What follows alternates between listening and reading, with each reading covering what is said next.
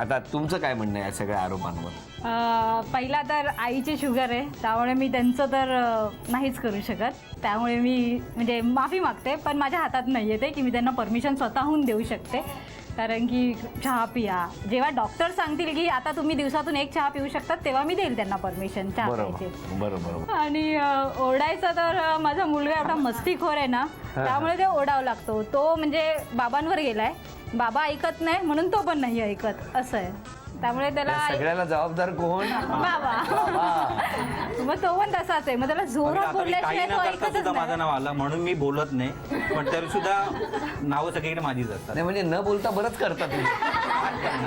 बरं, आता पुढच्या खेळात तुम्ही किती बक्षीस मिळवून देणार ते मला बघायचं आहे. किती धावपळ करणार, एक अक्षर देतो, त्या अक्षरावरून वस्तू आणायच्या. प्रचंड उन्हाळा आहे, प्रचंड गरम होत आहे, पण तरी सुद्धा या घरातला तो आनंदाचा ओलावा देण्याचा सगळ्यांचा प्रयत्न सुरू आहे. बघूया या खेळात किती बक्षीस मिळवून देणार तुम्ही. वेळ 2 मिनिटाची. अक्षर आहे र. वेळ सुरू झाली. सांगा रवी. रवी घ्या आधी, ते वर्षाच्याच रवी असेल. रवी. ठेवा. रवा फ्रीजमध्ये असेल. फ्रीजमध्ये वरती बघा डोअरलाच असेल. पिशवी, छोटीशी रव्याची पिशवी असेल. मिळालं ना. रबर द्या, रबर.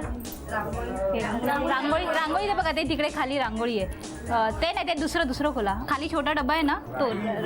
राई घ्या. 50 सेकंद झाली. 50. त्या साईडला. हा. ठेवा. हा, कापूस घ्या. कापूस आहे का त्या साईडला? एक मिनिट पूर्ण झालं. त्यांचा हात नाही जाणार. हा, ड्रॉवर खोला, त्याच्यात कापूस आहे बघा. हा, घ्या. आणि 1 मिनिट आहे अजून. रबर नाही मिळत आहे. रंग घ्या. रंग कशात आहे आता? 30 सेकंद राहिलेली आहेत.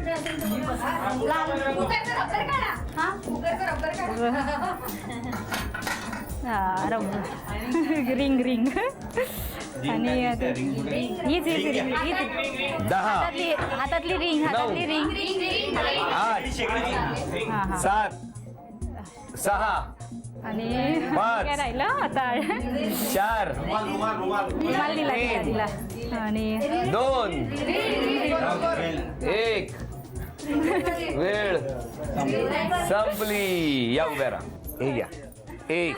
आता सांगा, एक वस्तू रिंग तुमच्याकडे आली, आता काय काय आणलं सांगा. हे गॅसची रिंग.